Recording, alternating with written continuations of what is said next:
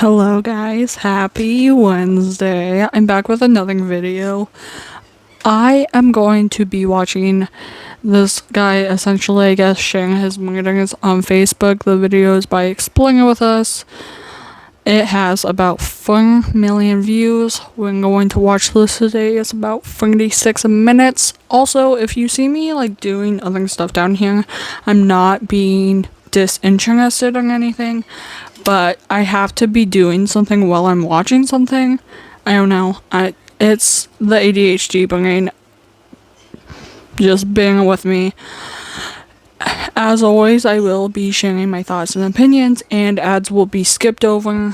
So, without further ado, let's get into it. I'm standing there in like shock, like what the He wanted a little community of slow killers. Oh my gosh, this is so crazy that he's being accused of this. A young man takes off on a cross-country journey in hopes of achieving a fresh start.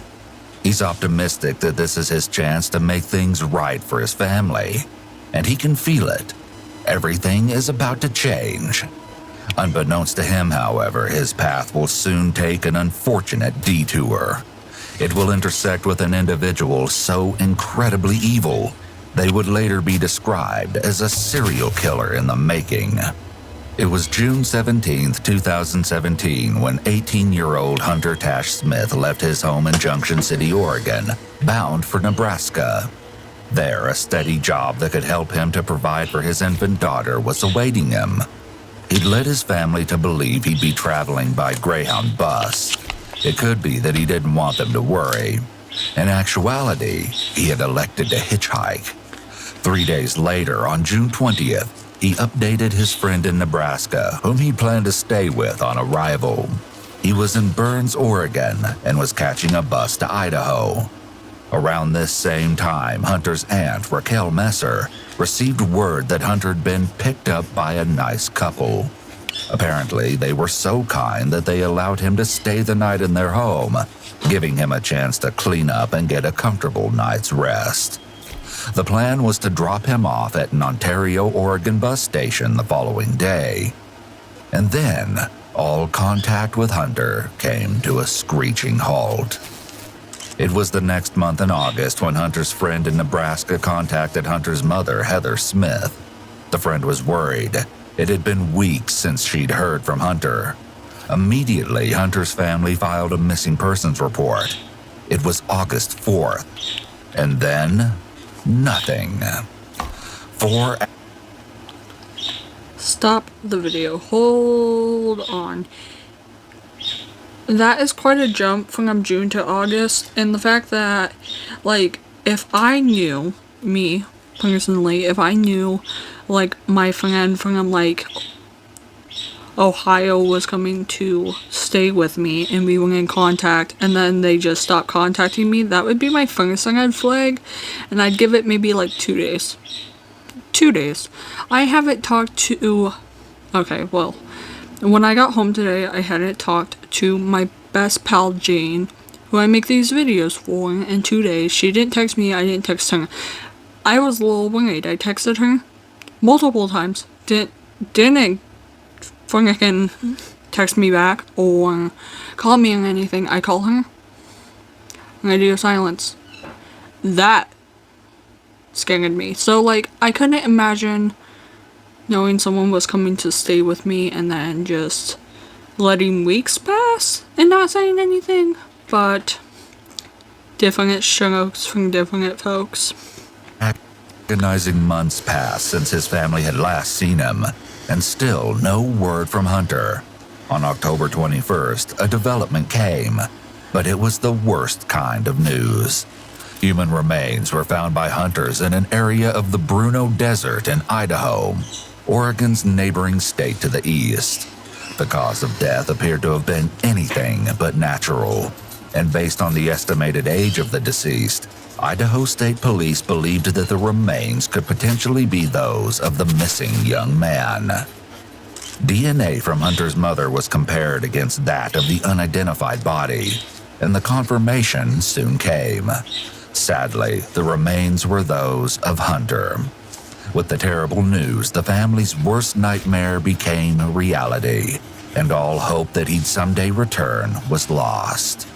The situation was beyond comprehension. What could have happened to the young father who was eager to start his new life? The story behind Hunter's horrendous demise would soon unravel, along with unbelievably shocking revelations about the monster whose path he tragically crossed. The question why any of this happened in the first place will be answered, but understanding the bizarre motive is another thing entirely. In the county of Owyhee, rumors began circulating about the disturbing find. One particular lead out of the many received shortly after news of the somber discovery was made public captured the full attention of law enforcement.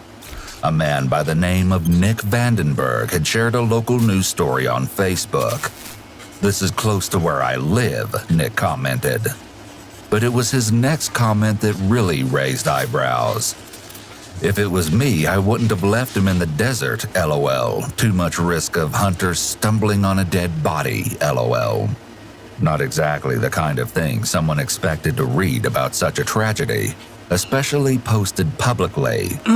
As law enforcement followed up on the leads that had rapidly filtered in, they were soon led to a young woman by the name of Montana Reed.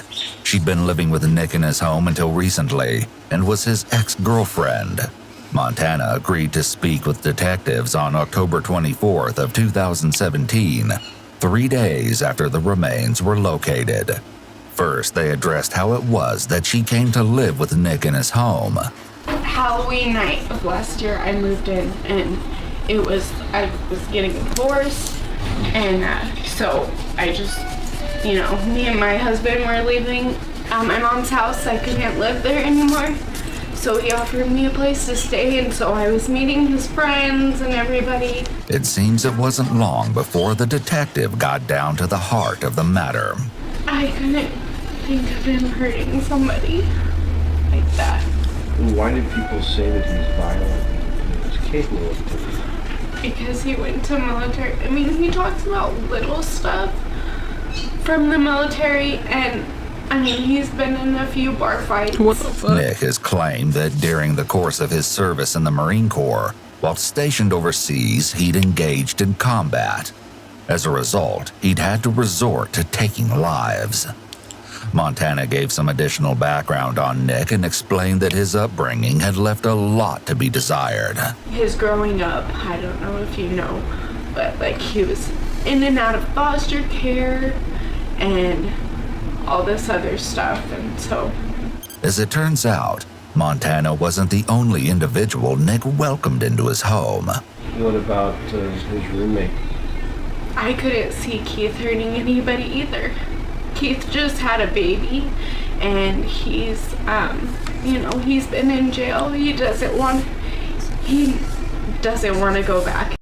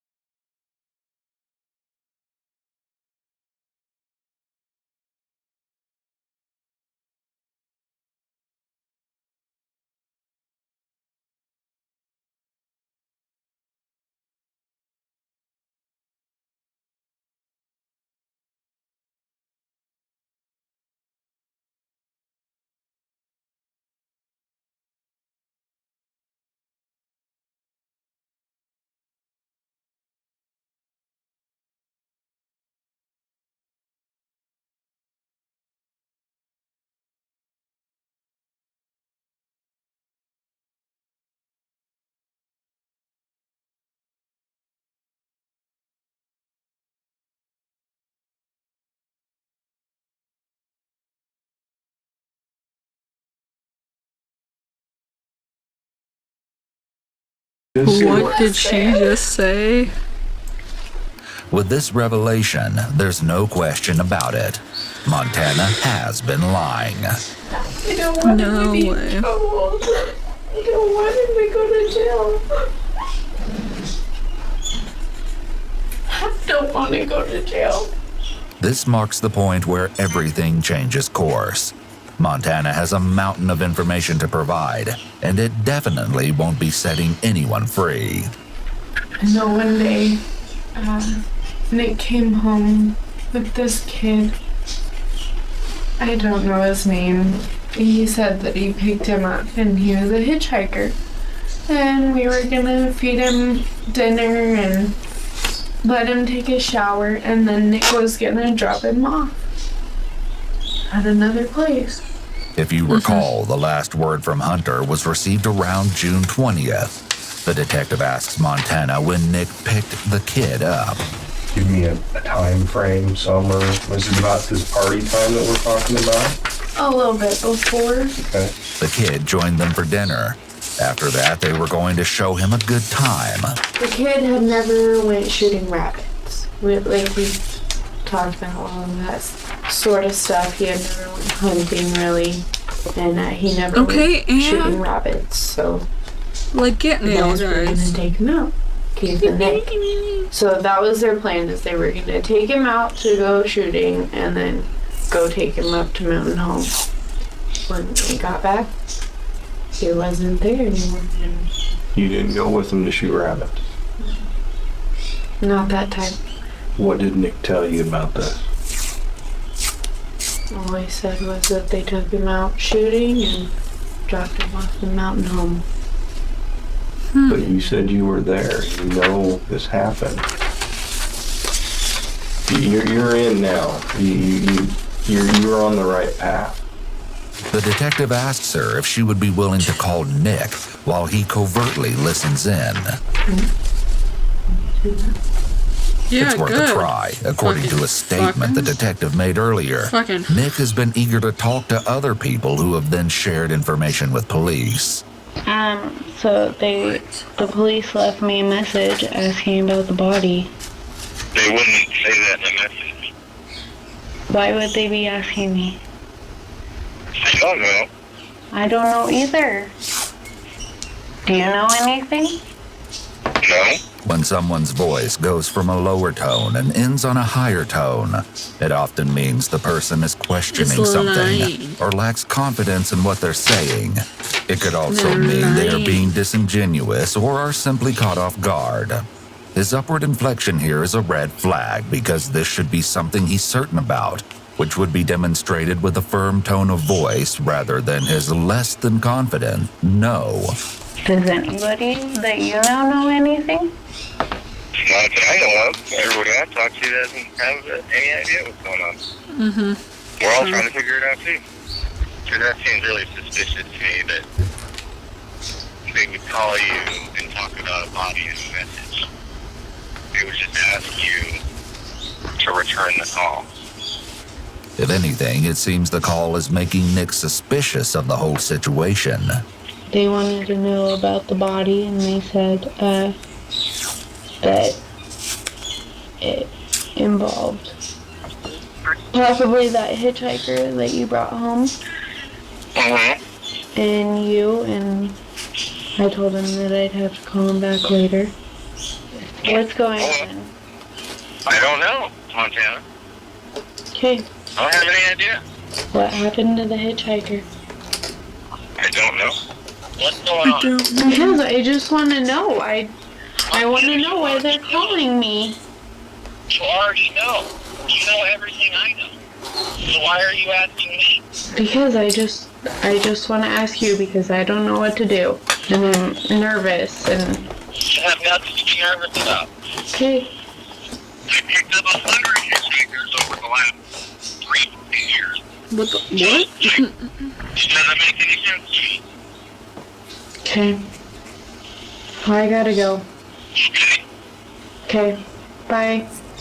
Nice. Unfortunately, the call didn't include the admission the detectives had hoped for. The following day, interview number 3 with Montana kicks off. You recognize that gentleman? No. That's the kid. Foot on the floor. How certain are you?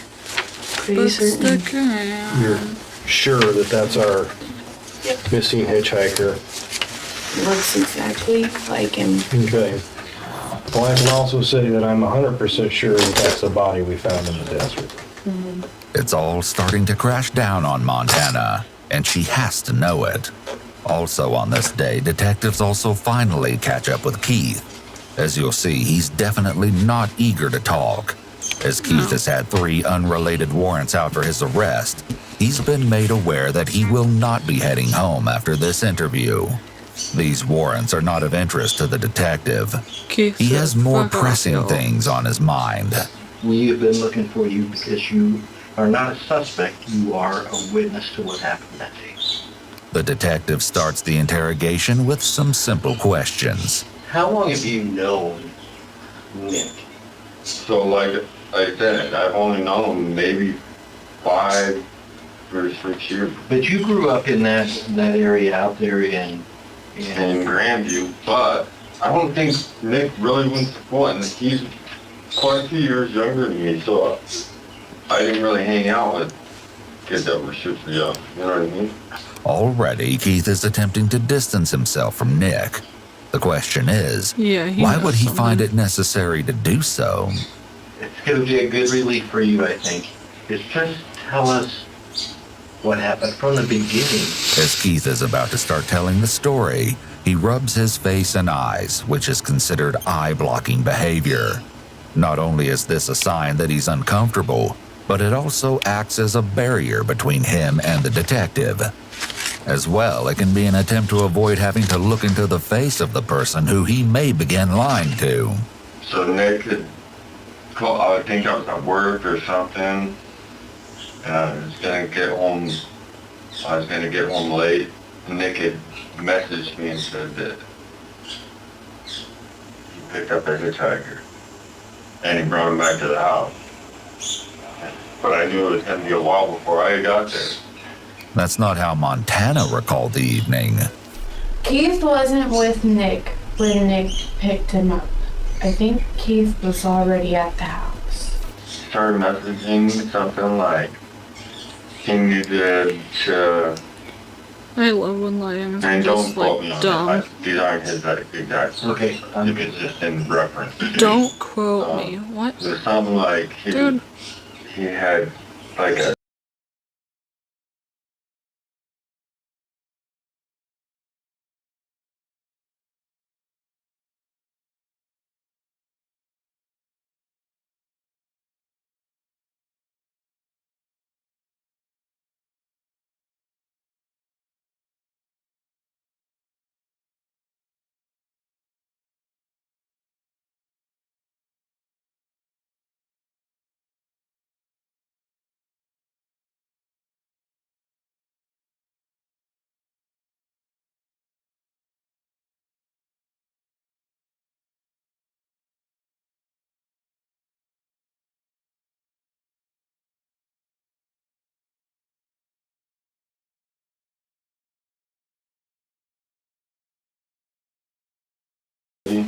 And in the midst of this story, Keith reveals something that perhaps he wasn't supposed to reveal.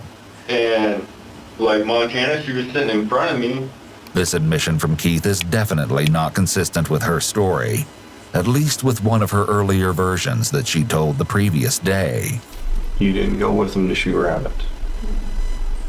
Not that time. In this third interview, she must realize that the walls are beginning to close in. You haven't been honest with me. I know you haven't. I went back, I listened to the calls, and I listened to their interview yesterday. You were there when this happened. I have to put Nick in prison, whether you like it or not. And you're gonna have to help me do that. Will you do that and tell me exactly what happened? Yeah. As her self-preservation instincts kick in, Montana's account changes yet again. And as you'll see, she knows much more than she originally let on. So I didn't I didn't watch it happen.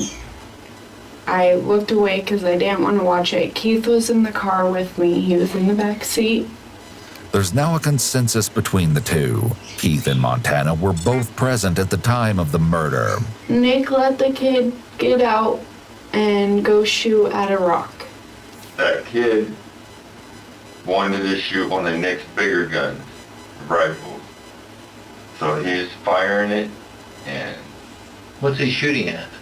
just rock and nothing. There was no rounds there. He was just firing it just so he could fire it, I guess.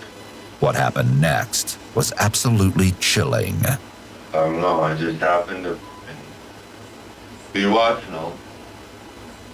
And I seen the kid empty out that gun, and he spun around, and I looked over at Nick and I seen him with his pistol. And it was down at his hip.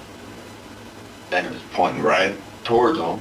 Because the kid was maybe a little bit farther than that door.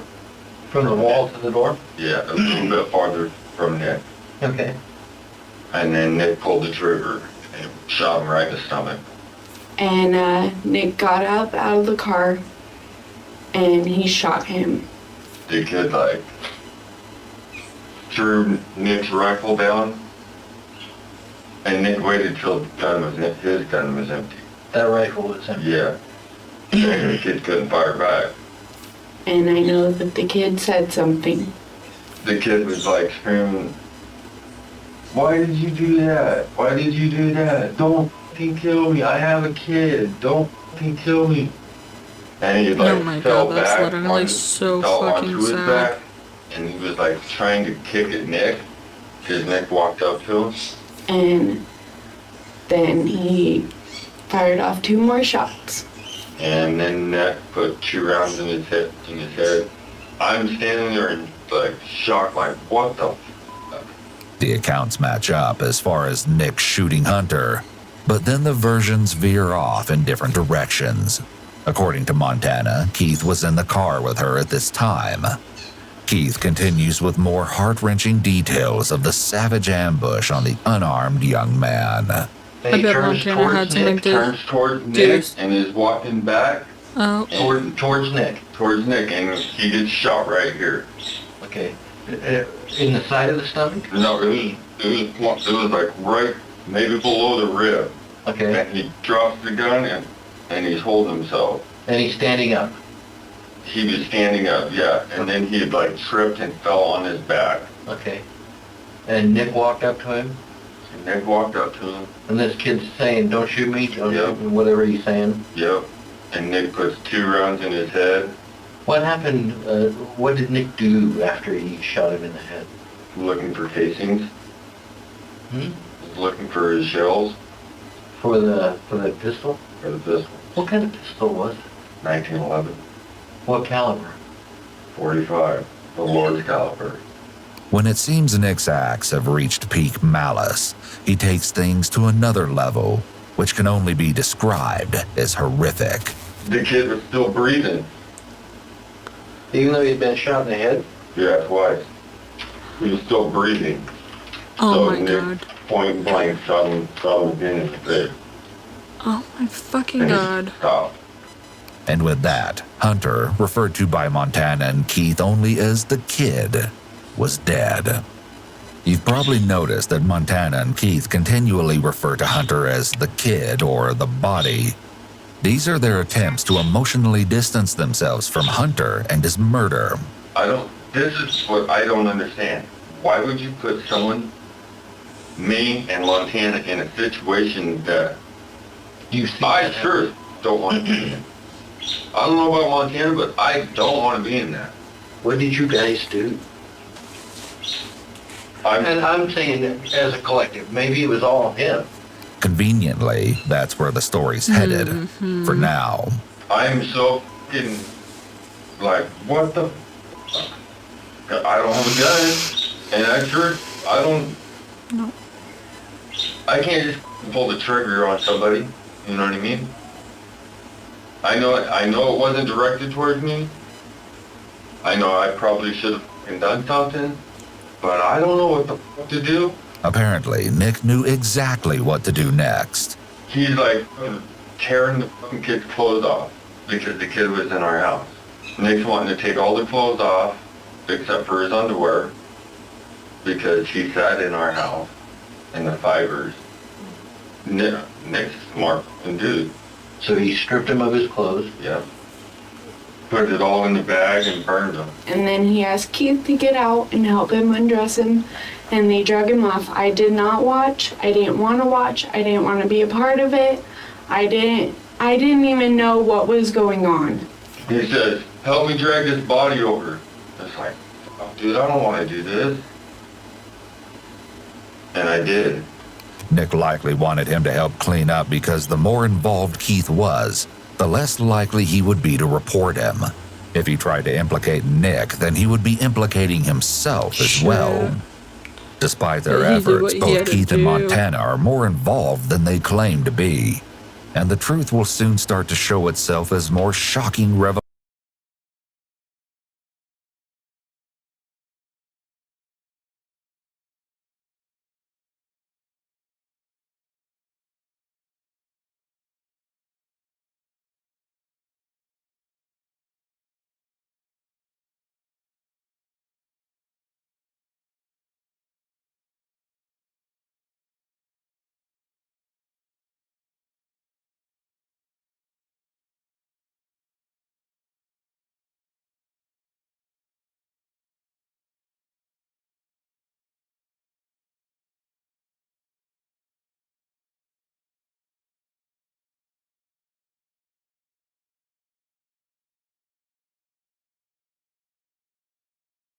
Now. These ads make me go. So what drove Nick to commit such an unconscionable act? You told me that it's like he had a thirst for blood. Yeah. So what makes you tell me that? Well, I mean, what was the basis of the context of which you... I can't remember exactly what was said, but it was along the lines of, this kid's a liar, What the fuck? and I'm gonna end it, or I'm gonna end him, or something like that. According to Keith, Nick's comments were in the form of text messages sent to Keith while Hunter was a guest in their home. Did you have the idea that something bad was going to happen to that kid? I don't know, it's kind of like mixed feelings, like, just because Nick was saying that, I didn't really expect that shit to be fucking gonna happen that way. However, that's not what Montana says. But what happened? What transpired with Nick? Because what I'm being told is Nick was going to kill this guy and he had planned on doing it. Okay, did you have any idea that this was going to happen? I know that Keith and Nick talked about it, and they told me that something was gonna happen, but I didn't know what. And once we got out there, I figured it out. I know that after the fact, he would talk about doing it again. That it was a stress relief. Or talk about finding a random person driving down the highway in the middle of Idaho, like on the highway from Idaho to Nevada, and just finding a random person and I feel like the car was broke down or something and killing them and driving their car off into the desert and burning it on fire. The reality that Nick was an aspiring serial And it's the killer fact is that, like, all no too one stopped real. him. Keith's interview is concluded and he's taken into custody as a result of his unrelated warrants. However, when it comes to his involvement in the murder, the investigation has just begun. There's only one person left who can answer the detective's remaining question, Nick. Detectives then catch up with him that same afternoon on October 26th.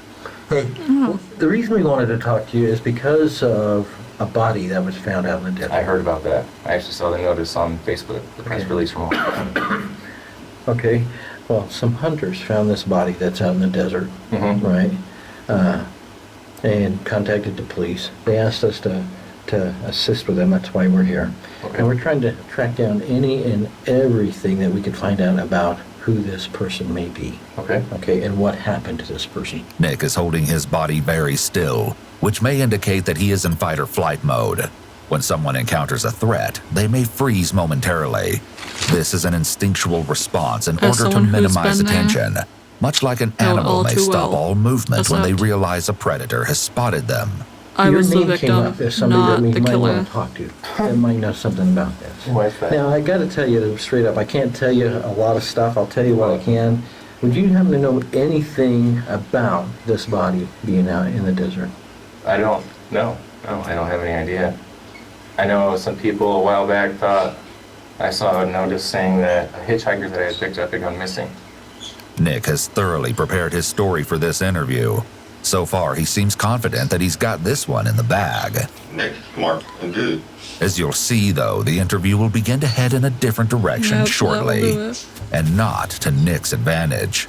Nick readily relays his encounter with the hitchhiker to the detective. I asked him where he wanted to go, because I'm obviously not going to drive him to Nebraska. And I said, well, if you haven't eaten, if you're hungry, whatever, I can take you home, make dinner. I got to make dinner anyway. And I can bring you back to town tonight or in the morning. Save you that much time. And he said, all right. Nick explains that Hunter ate dinner with Nick, Keith, and Montana. Then they all went out to shoot rabbits. His account is consistent with the others so far, but then Nick throws in some new information. Came back to the house. He had made a comment about Montana. I was not excited about his comment about Montana. Some sexual stuff about wondering if she would sleep with him and all this. And I said no, because at the time Montana and I were semi-seeing each other. Oh, cool. Took him to the Chevron Mountain Home. It was after dark. I don't even know what time it was. Took him to Chevron Mountain Home. Gave him $20 cash. 2 $10 bills, I think it was. And that was the last time I saw or heard from until somebody said they seen a missing poster with his name on it. This is the first we've heard in relation to inappropriate comments, so it's likely that Nick may have added this in to paint an entirely different narrative. He wants police to believe that he's a kind stranger that took in a hitchhiker and made him dinner, only dropping him off at a gas station in Mountain Home, Idaho, after he supposedly made Montana uncomfortable. What would you think if I told you that I thought the guy that was out there in the desert is the same guy The same person. that you described to me? I think that's kind of crazy, to say the least. A little uncomfortable at the same time. So crazy. Damn. Because that would Get nailed. instantly point a finger at me, being the last person that saw him, had a meal with him. It's going to be difficult for Nick to explain away the next question posed by the detectives. What would you say if I told you that he was out in that general area that you described to me as well? Around Yeah, Shoe tell Fly? us. Out in the desert out there, yeah. Well, I mean, that's, I don't know. Is it well known out there for people to go out Yeah, there? all kinds of people go through the desert out there shooting rabbits or... Or whatever. You know, we did talk to Montana, Mm-hmm. and she told us some of the same stuff that you've said, but some of it's a little different, Okay, okay? We talked to Keith, okay, and he told us some stuff too, but some of it's a little different, okay.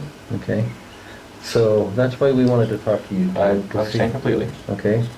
The story they told us has a different kind of an ending, Really? yeah. Hmm. So Dude. we want to talk to you Dude. about that and see what the ending really is. Okay. Nick is clearly feeling the pressure. He may be realizing that this version isn't quite cutting it. You know, the story that we were hearing is that Hunter never came back from that hunting trip. Really? Shooting rabbits.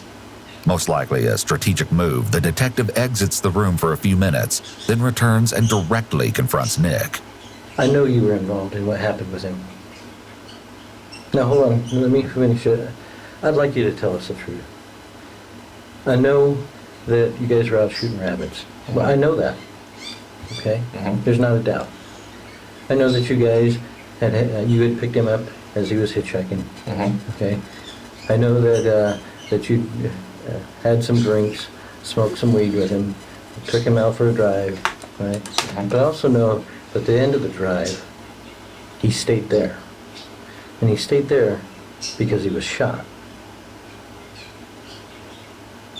I know that. I also know that he was shot with a 1911 45, Mm-hmm. okay, which you had. Okay. Yeah. Okay?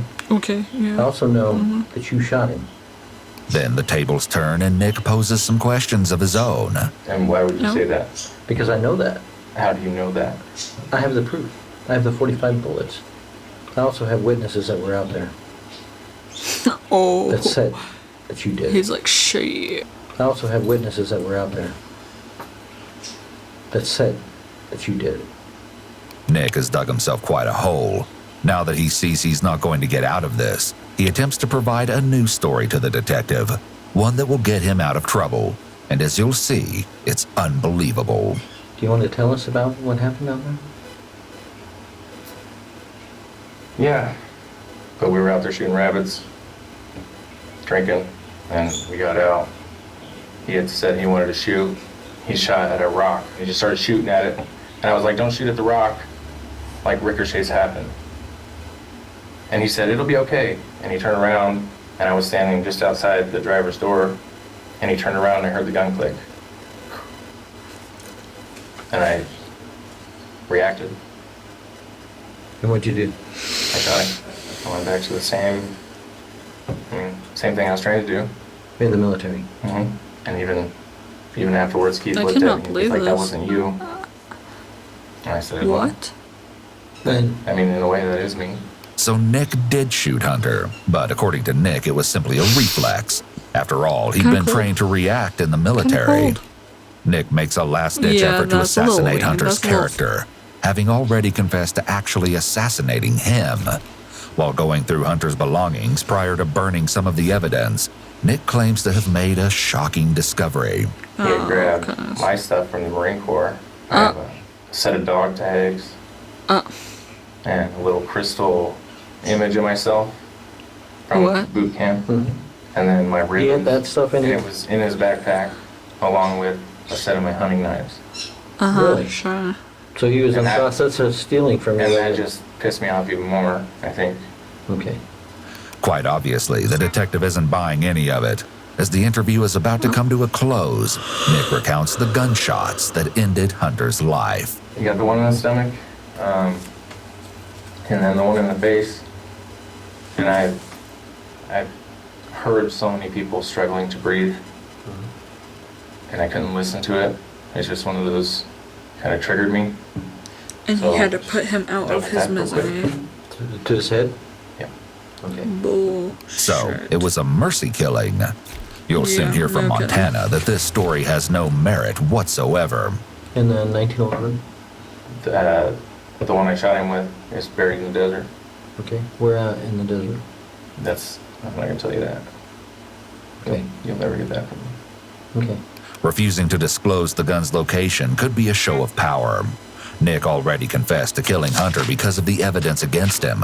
However, the whereabouts of the gun is something he can control, especially if he's the only one who knows the location. Feel better to get off your chest a little bit? The whole situation didn't even weigh on me. I don't know. Easiest way to explain it would be like putting a mask on. It seems that in this moment, Nick is the most honest he's been the entire time, Why openly would you telling the go and say officers that the something murder like he that? committed hasn't bothered him in the least. When he says it's like putting on a mask, he's likely referring to the manipulation and deception that he uses in his everyday life to blend in with the average person. Well, you know you have to be arrested. I completely understand. I'd prefer you read me my rights first, though, on the tape with everything else. I'm not going to read you your rights right now because I'm not going to ask you any more questions. Okay? But we are going to arrest you. All right? So do me a favor. Turn around, put your hands up on the wall there. Nick is taken into custody, and though his conversation He's with the kinda scary. detectives is concluded, he definitely isn't done talking. Oh my He fucking calls a God. woman believed to be his mother while in prison, and it seems he still believes he can beat the system. Of Hello? course. Hello? What happened, Nick? Well, for right now, it's murder one. I know. Who was it? It was that hitchhiker. Why? There's a lot that went into it, man. That's why you were so infatuated with it. That's why you called me, isn't it? With what? As soon as you knew that that body had been found. No. Anything I got from me yesterday isn't going to count for anyone. Why that? Because I never read your right. We get some interesting insight as to how Nick thinks when he gloats that because he wasn't read his rights, he believes that nothing that he said the previous day can be held against him. Oh my God. He is sorely mistaken. We can assume Nick was not in custody when he came to speak with officers. If the police ask you to voluntarily come down to the police station and don't place you under arrest, you aren't in custody, so everything you say can be used in court. Yeah. Unless you're in custody, there is no legal requirement that the police read you your Miranda rights. A few days later, ironically, Montana meets again with the detective for one last interview. And boy, does she have some interesting information to share.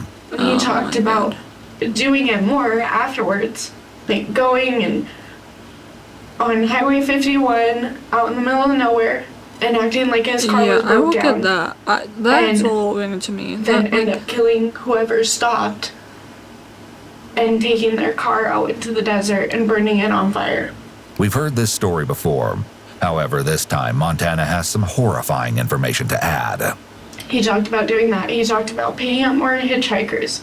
He told me and Keith that it was our turn next. He wanted a little community of little killers. That's another weird. And I went along with it because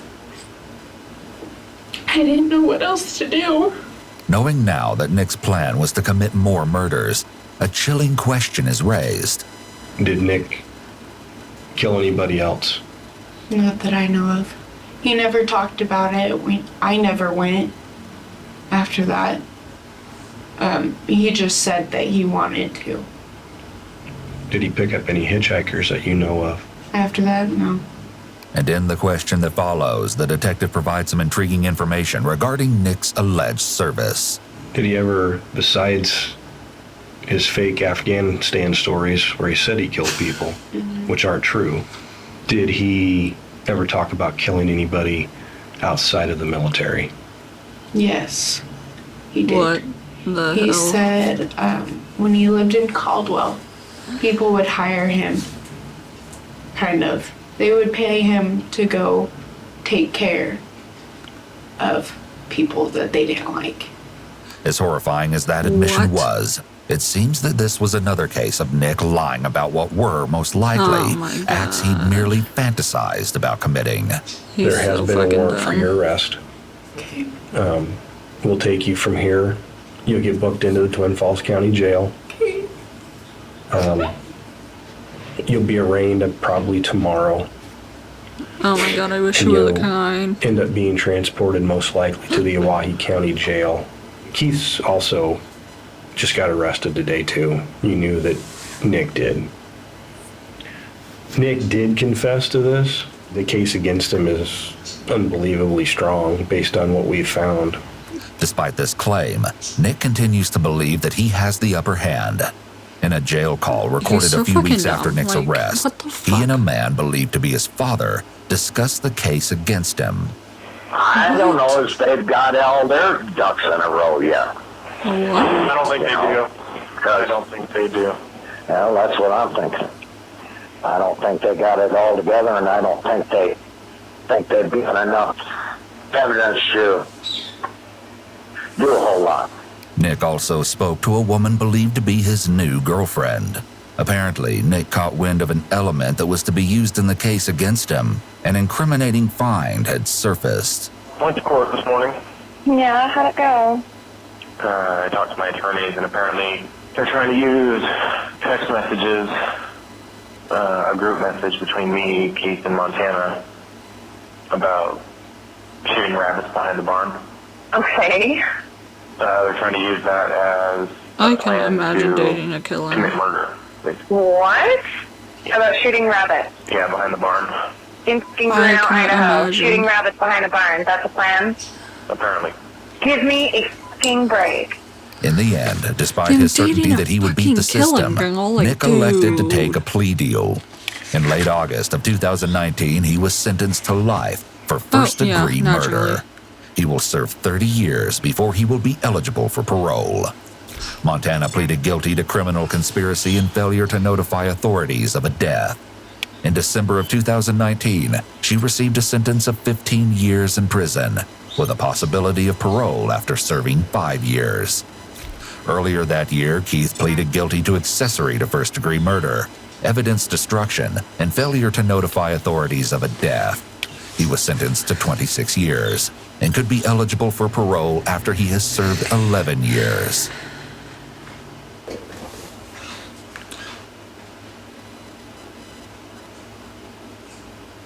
What the fuck?